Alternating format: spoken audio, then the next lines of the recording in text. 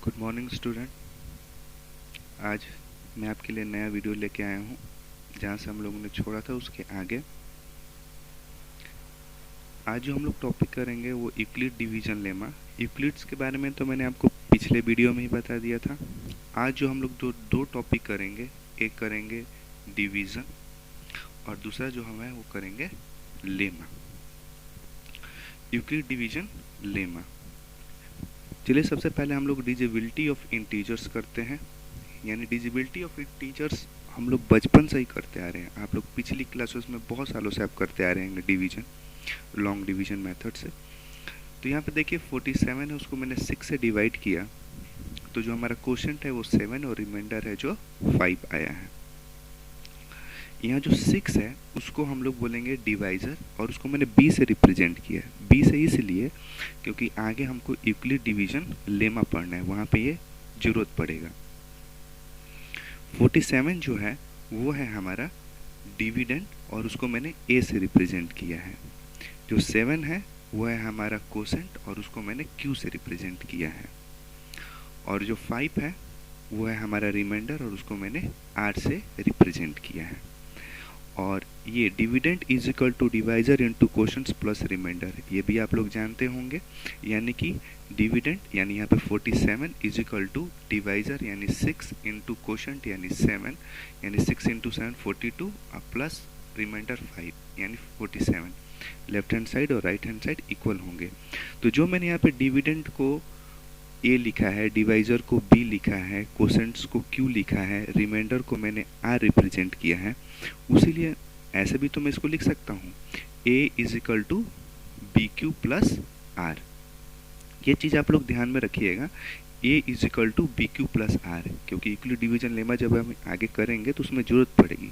बस आप इसको याद रखिएगा कि a is equal to B Q plus R यानी dividend is equal to divisor into quotient plus remainder. और एक और चीज़ यहाँ पे देख लेते हैं, एक छोटा सा एक्सपेरिमेंट कर लेते हैं। यहाँ पे ध्यान से देखिए, अगर मैं 4 को 2 से डिवाइड करता हूँ तो रिमाइंडर आता है 0। 5 को 2 से डिवाइड करता हूँ तो रिमाइंडर आता है 1। 6 को 2 से डिवाइड करता हूँ तो रिमाइंडर आता है 0। 7 को 2 से डिवाइड करता हूँ तो रिमाइंडर आता है 1। यानी आप इस एक्सपेरिमेंट को देख के कह सकते हैं कि यहाँ पे जो भी रिमाइंडर हो रहा है वो 2 से कम हो रहा है। यानी कि any number divided by 2 leaves remainder always less than 2। यानी कोई भी नंबर अगर 2 से डिवाइड होगा तो उसका रिमाइंडर 2 से कम ही होगा। हाँ, पर एक बात याद रख लेना कि आप बचपन से डिवाइड करते आ रहे हैं, उसमें ये 0 होता है, 1 भी होगा, पर ये 0 से कम नहीं होगा। चलिए एक और एक्सपेरिमेंट करके देख लेते हैं। अगर मैं 6 को 3 से डिवाइड करता हूँ तो ये रिमाइंडर जो होगा 0, और 7 को 3 से डिवाइड करता हूँ तो रिमाइंडर 1, 8 को 3 से डिवाइड करता हूँ तो रिमाइंडर 2, और 9 को 3 से डिवाइड करता हूँ तो रिमाइंडर 0। यानी इस एक्सपेरिमेंट में भी हम कह सकते हैं कि अगर हम किसी नंबर को 3 से डिवाइड करते हैं, when any number divided by 3 leaves remainder always less than 3, यानी किसी भी नंबर को अगर हम 3 से डिवाइड करते हैं तो जो हमारा रिमाइंडर होगा वो हमेशा 3 से कम होगा, पर 0 या 0 से ज़्यादा होगा। तो पिछले वाले स्लाइड में आप लोगों ने ये सीखा कि a is equal to B Q plus R. अब इस स्लाइड से हमें ये पता चलता है कि जो r होगा वो 0 तो होगा पर 0 से बड़ा होगा, ठीक है, और जो r होगा लेस देन b होगा, यानी डिवाइजर से हमेशा कम होगा। उसी तरीके से अगर हम किसी नंबर को 4 से डिवाइड करते हैं तो रिमाइंडर हमेशा 4 से कम होगा।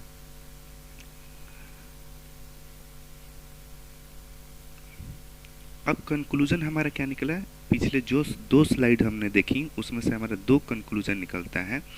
पहला कंक्लूजन तो ये है कि a is equal to B Q plus R, यानी कि डिवाइजर जो होता है क्वोशंट्स के साथ मिलकर प्लस रिमाइंडर, ठीक है, और वो डिविडेंड के बराबर होगा। अगला है जो r है वो greater than or equal to 0 but less than b। ये जो आप चीज़ देख रहे हैं a is equal to B Q plus R, इसी को हम बोलेंगे लेमा। यानी a lemma is a proven statement use for proving another statement. यानी इसको हम यूज़ करके आप अपने मन से किसी भी नंबर को डिवाइड कर सकते हैं, किसी भी नंबर को प्रूव कर सकते हैं कि क्या वो सही है कि नहीं है। तो यहाँ जो स्टेटमेंट है या तो थ्योरम भी हो सकता है आपके, जो भी आप समझे। यहाँ पे लेमा के बारे में दो चीज़ आपको बताना चाहता हूँ, आप लोग जानते ही होंगे। पहली चीज़, जो लेमा है वो कुछ नहीं, जो हम लोगों ने लॉन्ग डिवीजन मेथड निकाला वही है जो हम पिछले कितने सालों से अपने मैथ में करते आ रहे हैं।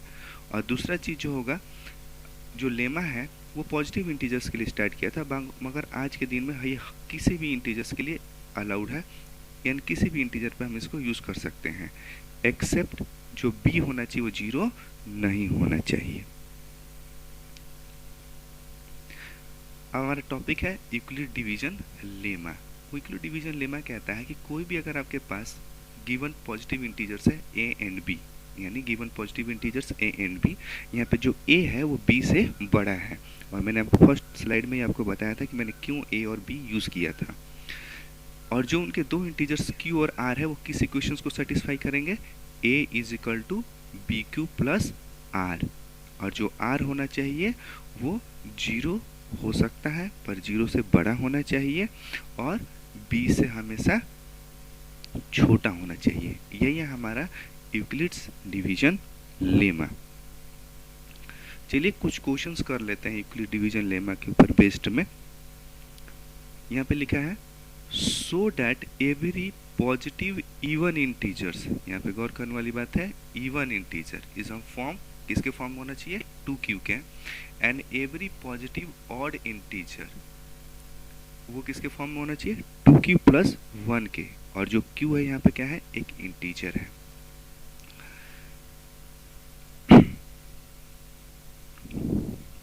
तो कोई भी एक नंबर है, हम कोई भी इंटीजर मान लेते हैं, let a is any positive integer, और उसको हम b मान लेते हैं 2, यानी कि आप कोई भी क्वेश्चंस कीजिएगा तो जो यहाँ नंबर दिया होगा आप कोशिश कीजिएगा b उसी को लें, उससे आपका क्वेश्चन जल्दी सॉल्व हो जाएगा। और by Euclid division lemma there exist integers q and r such that, क्या होता था, a is equal to B Q plus R, पर यहाँ पे a is equal to b के बदले 2 लेंगे, q plus r, where r is greater than and equal to 0 but less than 2। यानी कि रिमाइंडर यहाँ पे क्या क्या हो सकता है, या तो 0 हो सकता है और या 1 हो सकता है। अगर हमारा रिमाइंडर 0 होता है तो हम उसको इसे लिख सकते हैं a is equal to 2q, क्योंकि यहाँ पे r के बदले जो यहाँ r है वहाँ पे क्या लिख सकते हैं, 0, तो वो तो खत्म हो जाएगा। तो a is equal to 2q। और ये क्या होगा, आपसे कोई भी नंबर पूछा जाता है कि इवन नंबर क्या है, आप क्या सिंपल जवाब देते हैं, जो 2 का मल्टीपल हो। तो यहाँ भी देखिए जो q है कि इंटीजर है वो q 2 से मल्टीपल हो रहा है, तो ये क्या होना चाहिए, इवन ही होना चाहिए, इसलिए मैंने इसको लिखा है a इज ना इवन नंबर। अब when r is equal to 1, then अगर 1 होता है रिमाइंडर तब क्या होना चाहिए, a is equal to 2q plus 1। यानी कि अगर इवन नंबर में अगर हम कोई भी एक इवन नंबर है और उसमें एक नंबर और एक्स्ट्रा ऐड करते हैं, मैंने यहाँ पे 1 को ऐड किया, तो क्या हो जाना चाहिए, ऑड होना चाहिए। देयरफॉर हम कह सकते हैं कि कोई भी इवन पॉजिटिव इंटीजर होगा किसके फॉर्म में होगा, 2q के फॉर्म में होगा, और कोई भी इवन पॉजिटिव ऑड इंटीजर जो होगा वो होना चाहिए 2q प्लस 1 के फॉर्म में होना चाहिए। चलिए नेक्स्ट क्वेश्चन देख लेते हैं हम लोग। नेक्स्ट क्वेश्चन है हमारा so that any positive odd integer, कोई भी positive odd integer in the form of 4q plus 1 और 4q प्लस 3, मतलब इस क्वेश्चन में आपको ये शो करना है कि कोई भी पॉजिटिव ऑड इंटीजर होगा वो या तो 4q1 के फॉर्म में होगा या फिर 4q प्लस 3 के फॉर्म में ही होगा। चलिए सॉल्व करते हैं इसको भी। Let a is any positive odd integer और b मैंने 4 माना है। यहाँ पे आपको पिछले क्वेश्चंस में बोला था कि जो भी यहाँ दिया होगा आप उसी नंबर्स को लीजिएगा b के बराबर।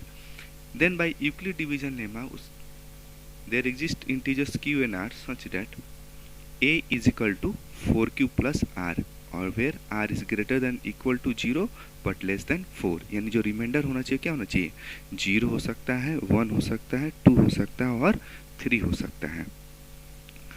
When r is equal to 0, जब r 0 होगा तो यानी कि a is equal to 4q four Q, यानी फोर का कोई भी मल्टीपल देख लीजिए सारा इवन ही होगा, इसलिए मैंने बोला कि ए जो होगा वो क्या होना चाहिए, इवन होना चाहिए। अगर when r is equal to 1 then a is equal to 4q plus 1। Again अगर कोई इवन नंबर में एक नंबर एक्स्ट्रा ऐड कर लेते हैं तो क्या होना चाहिए, ऑड, इसलिए ये 4q प्लस 1 जो होगा वो ऑड हो जाएगा। अगला है when r is equal to 2 then, तो हम लिख सकते हैं a is equal to 4q plus 2। यहाँ पे दोनों में से 2 को कॉमन निकाल लेते हैं तो क्या होना चाहिए 2q प्लस 1, यानी कि 2q प्लस 1 सपोज कीजिए कोई इंटीजर है और उसको 2 से मल्टीप्लाई करते हैं। यहाँ जो 2 बाहर मैंने रखा हुआ है, अगर इसे अगर हम मल्टीप्लाई करते हैं तो क्या हो जाना चाहिए, इवन हो जाना चाहिए। अगेन अगर हम रिमाइंडर को 3 रखते हैं तो हो जाना चाहिए 4q प्लस 3, ठीक है, 4q प्लस 3, यानी कि ये भी क्या होना चाहिए, एक ऑड नंबर होना चाहिए। देयरफॉर कोई भी पॉजिटिव ऑड इंटीजर होगा, यानी यहाँ पे ध्यान से देखिए कि हमारा ऑड कौन कौन सा आया है, एक ये आया है और एक हमारा ये आया है। तो यानी कि कोई भी पॉजिटिव ऑड इंटीजर जो होगा वो किसके फॉर्म में होगा, 4q प्लस 1 के फॉर्म में होगा या फिर 4q प्लस 3 के फॉर्म में होगा। चलिए क्वेश्चन और एक्स्ट्रा देख लेते हैं आगे। Question number 3. So that square of any positive integer is of the form 3m or 3m plus 1. m कोई एक इंटीजर है। क्वेश्चंस को ध्यान से सोच लिए, कह रहे कोई भी एक नंबर है अगर उसका स्क्वायर करते हैं तो किसके फॉर्म में होना चाहिए, 3m या 3m प्लस 1 के फॉर्म में होना चाहिए। सॉल्यूशन सेम वही, हम किसी भी नंबर को a कोई एक पॉजिटिव ऑड इंटीजर है और b 3 मान लेते हैं, ठीक है, और इक्वली डिवीजन लेमा यहाँ पे अप्लाई करते हैं तो ये हो जाएगा a is equal to 3q plus r, where r is greater than and equal to 0 but less than 3। तो रिमाइंडर जो होगा वो हमारा क्या होना चाहिए, 0 होगा, 1 होगा या फिर 2 होगा। अगर हम रिमाइंडर 0 रखते हैं तो क्या होगा उस केस में, a is equal to 3q, ठीक है। तो हमें नंबर नहीं पूछ रहा, वो क्या पूछ रहा है, उसका स्क्वायर पूछ रहा है, नंबर का स्क्वायर। तो इसलिए हम स्क्वायरिंग बोथ साइड करते हैं, स्क्वायरिंग बोथ साइड्स, और अगर स्क्वायरिंग बोथ साइड करेंगे तो ये ए स्क्वायर हो जाएगा और ये 3q का स्क्वायर, 3q का होल स्क्वायर, यानी कि हो जाएगा A square is equal to 9q square.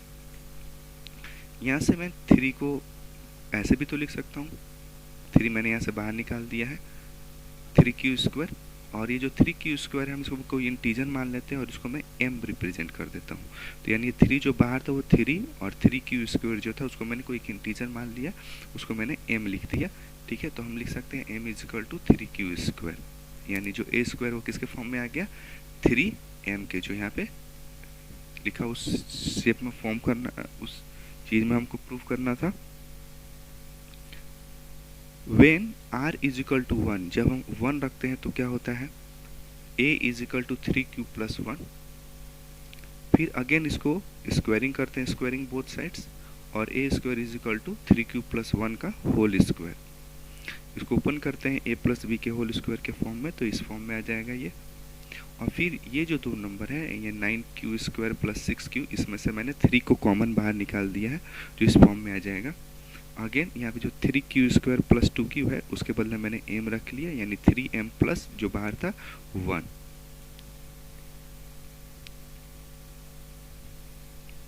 अगर हम r को 2 रखते हैं तो a is equal to 3q plus 2, और फिर से स्क्वायरिंग बोथ साइड्स करते हैं हम लोग, तो इस फॉर्म में आ जाएगा a square is equal to 3q plus 2 का होल स्क्वायर।